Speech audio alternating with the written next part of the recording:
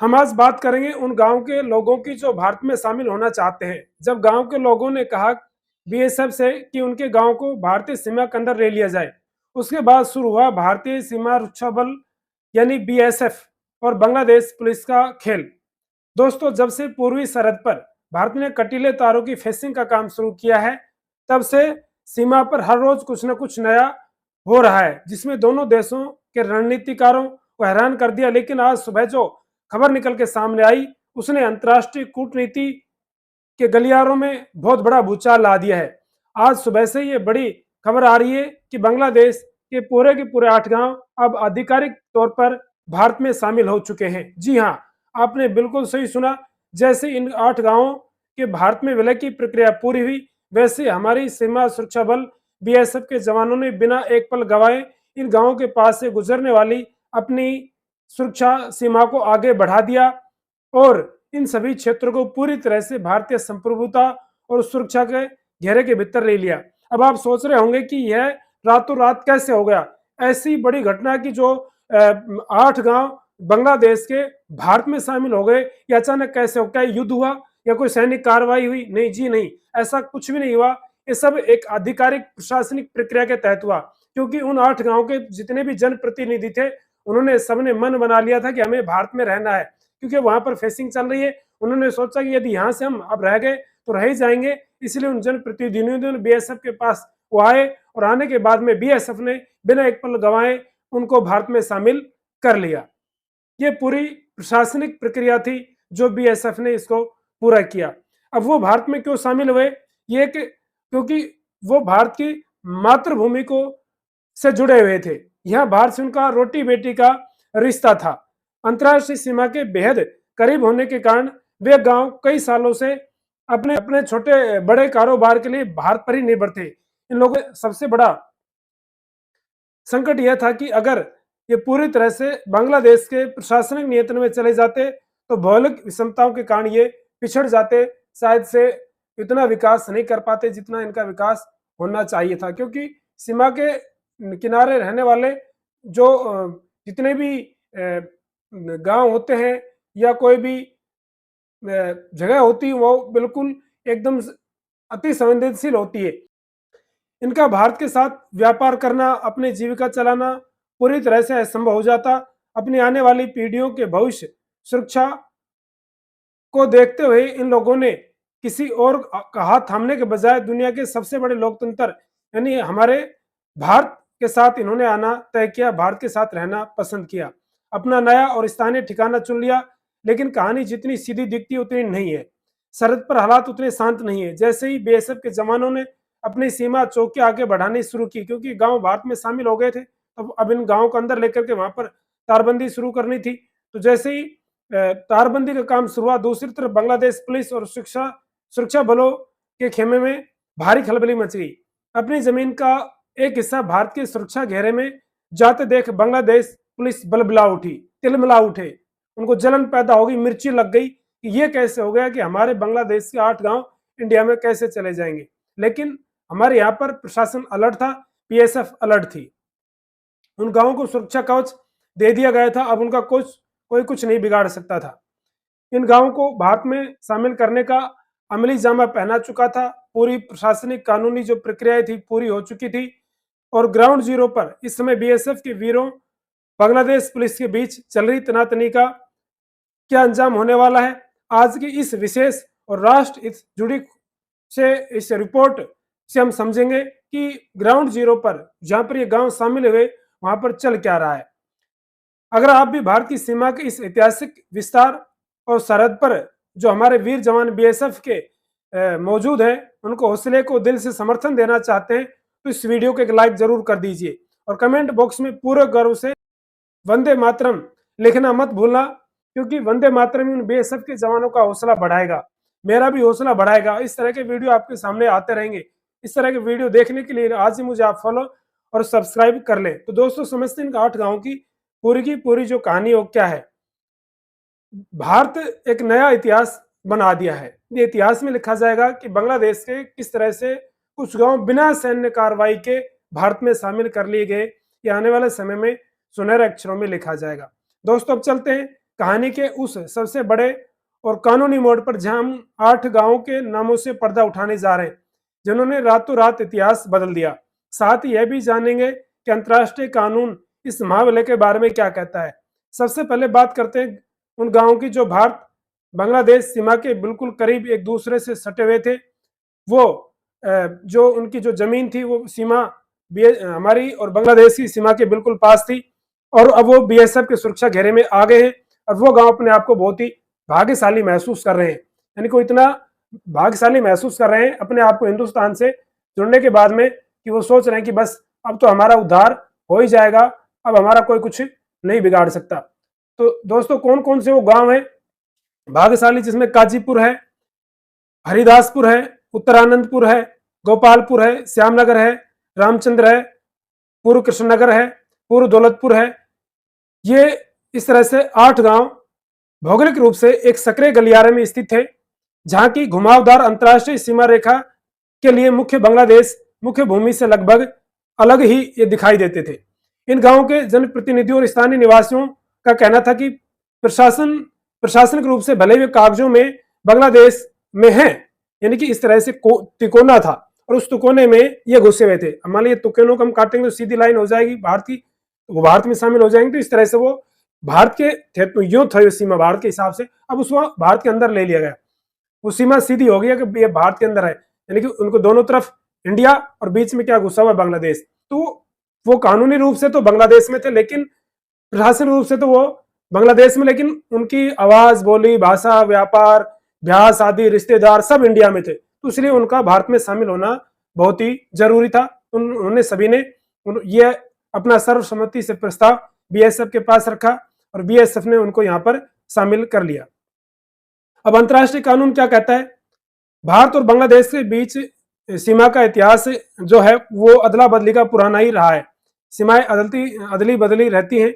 साल 2015 में दोनों देशों के बीच हुए ऐतिहासिक भूमि सीमा समझौते में बाउंड्री एग्रीमेंट के बाद कई ऐसे पेचीदा इलाके बच गए थे जहां की सीमा रेखा स्पष्ट थी और जमीन का निर्धारण पूरी तरह नहीं हो पाया था। अंतर्राष्ट्रीय कानून राइट टू सेल्फ डिटरमिनेशन यानी आत्म निर्णय के अधिकार और सीमा पुनर्निर्धारण के वैश्विक नियमों के तहत यदि किसी क्षेत्र के नागरिक और वहां के स्थानीय जनप्रतिनिधि सर्वसम्मति से प्रस्ताव पास करते हैं कि वे भौगोलिक और आर्थिक कारणों से अपने पड़ोसी देश का हिस्सा बनना चाहते हैं, तो दोनों देशों के बीच आपसी सहमति और ग्राउंड डिमार्केशन के जरिए उस जमीन को शामिल किया जा सकता है।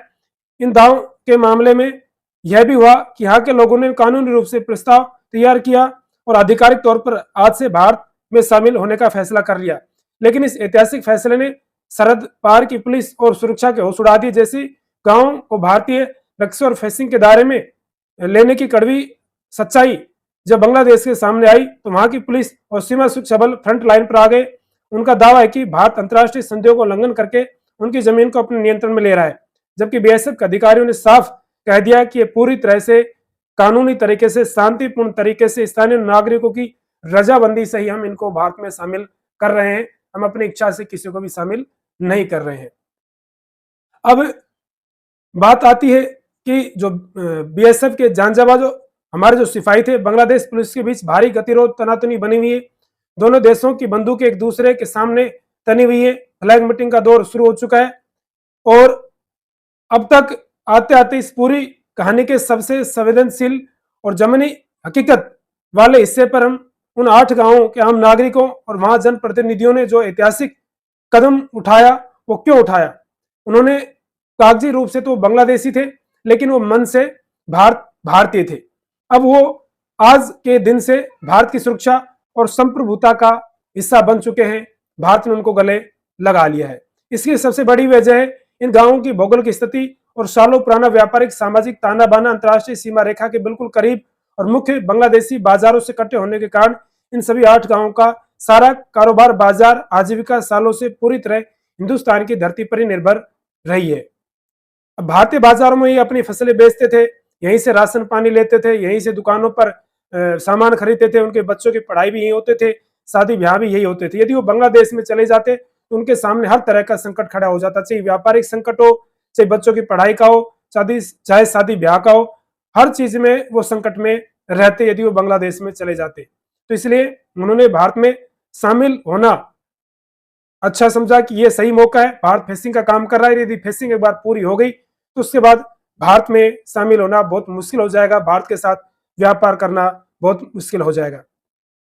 इसी आर्थिक संकट और अपने बच्चों के सुरक्षित भविष्य को देखते इन लोगों ने बिना किसी हिचकाट के भारत में अपना नया ठिकाना बना लिया। इसके अलावा ये सदियों से भारत से जुड़े रहे, अब आने वाले समय में ये भारत के साथ रहेंगे। उनके जनप्रतिनिधियों ने ये पूरा मन बना लिया है कि भारत के साथ मिलकर के रहेंगे। अब बात करते हम कि जो बांग्लादेश के लिए कि बहुत बड़ा झटका है, एक भारतीय कूटनीतिक और रणनीतिक जीत है, लेकिन बांग्लादेश के लिए एक ये झटका लग गया है क्योंकि उनकी जो जमीन है वो बिना किसी विवाद के शांतिपूर्ण तरीके से भारत के पास चली गई है। तो इसलिए बांग्लादेश ने तुरंत भारी संख्या में सीमा पर अपने जवानों को तैनात कर दिया और बीएसएफ द्वारा बढ़ाई जा रही नई सीमा सुरक्षा और फेसिंग काम पर कड़ा ऐतराज जताते उसे रोकने की कोशिश की। बांग्लादेश का दावा है कि यह जमीन उनकी प्रशासनिक सीमा में आती है, जबकि हमारी सीमा सुरक्षा बल यानी बीएसएफ के अधिकारियों ने दो टूक शब्दों में साफ कर दिया है कि स्थानीय जनता की मर्जी से कानून प्रस्ताव हुआ है।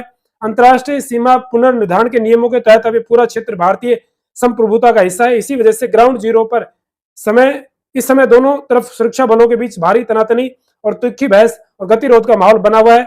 माहौल इस कदर संवेदनशील है कि इस पूरी कहानी के उस सबसे बड़े और सबसे महत्वपूर्ण सवाल पर जो इस समय देश के करोड़ों लोगों के मन में गूंज रहा होगा, आप भी सोच रहे होंगे कि हम तो यहाँ पर अवैध घुसपैठियों को निकाल रहे हैं और वहां पर 8 बांग्लादेशी गांव भारत में शामिल कर लिए, तो ये कौन सी तरक की बात हुई। और आपने बहुत सारे वीडियो में देखा होगा कि मेरे वीडियो में आपने देखा होगा किस तरह से बांग्लादेशी विरोध कर रहे हैं।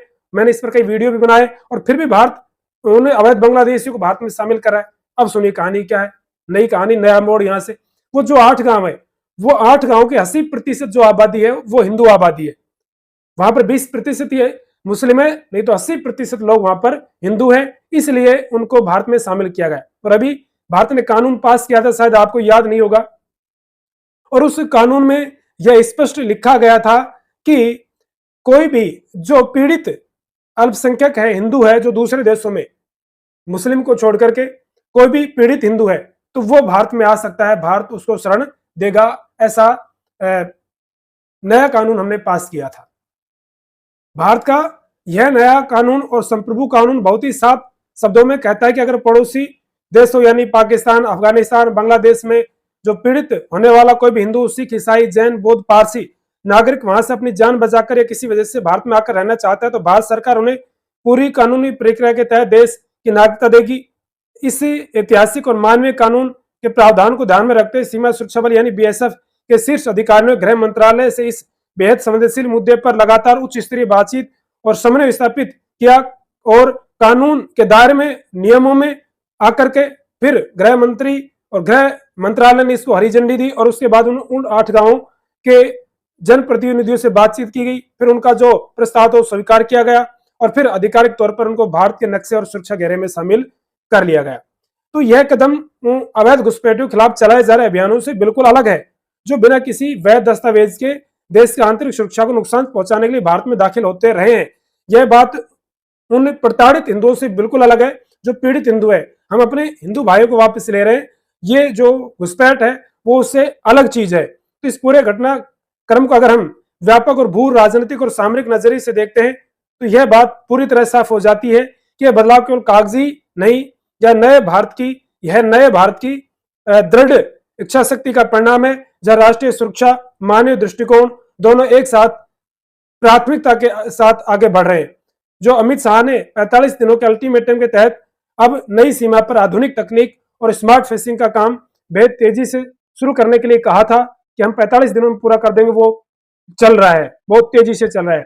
जैसे ही नया सुरक्षा घेरा पूरी तरह से बनकर तैयार हो जाएगा, वैसे ही इन 8 गांवों को नागरिकों के भारतीय मुख्य भूमि से जोड़ने के सभी प्रशासनिक और जो बुनियादी ढांचे को मजबूत करने के सारे काम किए जाएंगे। यह नया हिंदुस्तान है जो किसी के दबाव में नहीं आता, किसी प्रकार की कूटनीति में फंसने वाला नहीं है। यह अपनी कूटनीति से, अपनी प्राथमिकताओं से आगे बढ़ने वाला है। जहां पर ग्राउंड जीरो पर जो बीएसएफ के जवानों ने सूझबूझता दिखाई, जो दृढ़ता दिखाई, जहां बांग्लादेश पुलिस, बांग्लादेश के लोग लगातार विरोध कर रहे थे, वहां पर शांति से किस तरह से इन गाँव को अपने भारत में शामिल किया और जो 45 दिनों का जो मिशन दिया गया है, हम चाहते हैं कि अंतिम पड़ाव पर पहुंचे और कड़ी फेसिंग वहां पर हो जाए। बांग्लादेश की 8 गांवों के भारत में जो मिलाने से, जो भारत में इन 8 गांवों को मिलाया गया है, इसमें आपकी क्या राय है? आपको क्या लगता है कि जो पीड़ित हिंदू हैं या प्रताड़ित अन्य धर्म के जो लोग हैं उनको अपनाना बिल्कुल सही है, या पूरी तरह से उनको सुरक्षित रखना भारत के लिए सबसे सही कदम है? अपना कीमती और बहुमूल्य कमेंट बॉक्स में जरूर करें, जैसे आपकी देशभक्ति का पता चले कि आप क्या चाहते हैं, आपकी क्या राय है कि इन्होंने जो 8 गांवों को भारत में शामिल किया गया है। भारत न तो अपनी 1 इंच जमीन किसी को हथियाने देगा, न ही अपनी नागरिकता कानून के तहत आने वाले शरणार्थियों को बेसहारा छोड़ेगा। बांग्लादेश पुलिस की बौखलाहट और उनका विरोध इस बात का अरमान है कि भारत की कूटनीति ने उनके सारे पुराने समीकरणों को पूरी तरह से ध्वस्त कर दिया है। तो क्या आज का हिंदुस्तान अपनी सुरक्षा प्राथमिकताओं को लेकर किसी भी अंतर्राष्ट्रीय दबाव के सामने झुकने वाला नहीं है। नागरिकता कानून सीए मानवीय आधार पर लिया गया, यह फैसला इतिहास के पन्नों में स्वर्ण अक्षरों में लिखा जाएगा। ग्राउंड जीरो पर बीएसएफ के जवान जो सूझबूझ दिखाई है वो भी काबिले तारीफ है। अब देश का हर नागरिक सिर ऊंचा करके कह सकेगा कि हमने वो करके दिखाया है, शायद से दुनिया का कोई देश नहीं कर सकता। तो इसलिए दोस्तों, अपना कीमती समय निकाल करके अपना महत्वपूर्ण कमेंट बीएसएफ के लिए जरूर करें। बीएसएफ की प्रशंसा में आप क्या कहना चाहते हैं? इन 8 गांवों को भारत में शामिल किया गया, इनके संबंध में आपकी क्या राय है? अपना कीमती समय निकाल करके अपना कीमती जो बहुमूल्य कमेंट है वो जरूर करें। तो दोस्तों, ऐसे वीडियो के लिए मेरे साथ बने रहिए। आज का वीडियो यदि आपको अच्छा लगा है तो एक लाइक मेरे लिए भी कर दीजिएगा, और इस तरह के विश्लेषण मैं आपके सामने पहले भी लाता रहा था और लाता रहूंगा। तो सभी एक साथ मिलकर के कमेंट बॉक्स में लिखिएगा। जय हिंद, जय भारत।